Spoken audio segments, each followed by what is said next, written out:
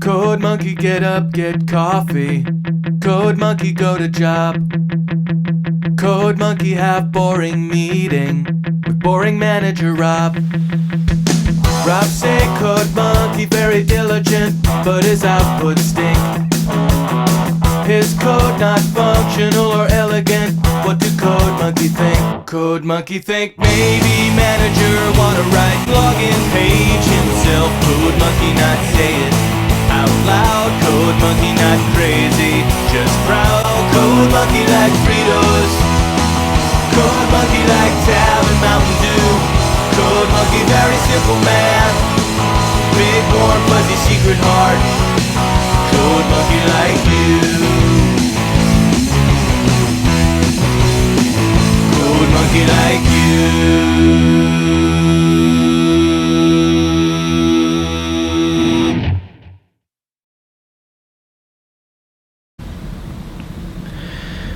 Is there such a thing as the most unnecessary reboot award? Or most unnecessary sequel award? If so, I'd like to nominate a movie for it. What's new, Dino Dudes? It's me, the Media Raptor, and let's talk about another movie I saw recently. The 2019 reboot, sequel, thing, I'm not really sure what to call it, Men in Black International. Now, first things first, when you're going to talk about a movie like this, especially one that is not directly tied to the other films, you gotta say what you thought about the other movies. And, well, I'm not a big fan of the Men in Black movies. I don't know, they always had creative designs, cool action, and just a fun concept, but I always felt like they should have been better. I don't hate them by any sense of the word, but I don't have the same nostalgia or same childhood love for them that other people I know do. Now, this very much is just me. They are solid, good movies, at least the first two. I don't remember much about the third one. So when I heard they were making another one, whatever. Then I really didn't hear much about it. I heard a few people saying it was okay, but I didn't hear about it on the news, I didn't hear about it from my other sources. Really, it almost seemed like nobody had saw this movie. So when some of my Dino crew called me up and said, hey, you want to go see it? I figured, I got nothing else to do, why not? So yeah, we went, we watched it. It's good. It's not perfect, it's not phenomenal, but it's pretty good actually. I'm kind of surprised. For a movie that really was not necessary to exist in the first place, it's still very good. So, you know, what makes it work is the writing, because the writing is both the strongest point and the biggest problem. Because here's the weird thing.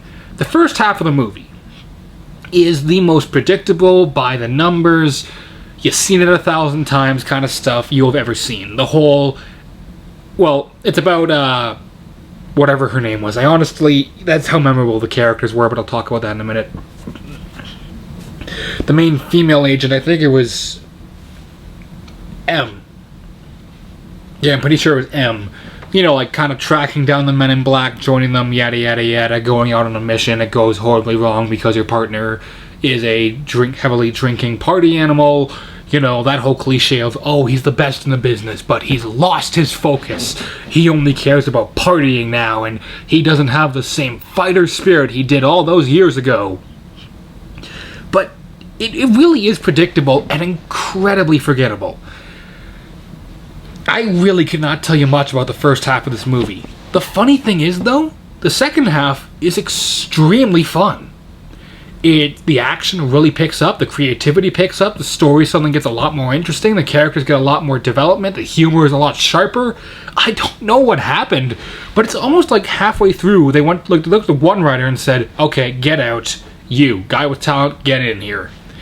And the movie really does pick up for it. Now, it's not to say the movie is bad on its own, it's just the first half is rather, forgettable. However, even with a forgettable script, it's still pretty entertaining. This is the Men in Black franchise, so we have plenty, and this is kind of me diving into effects.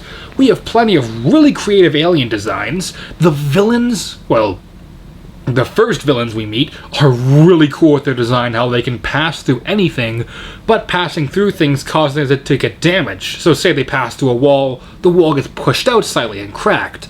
I thought that was a really cool concept.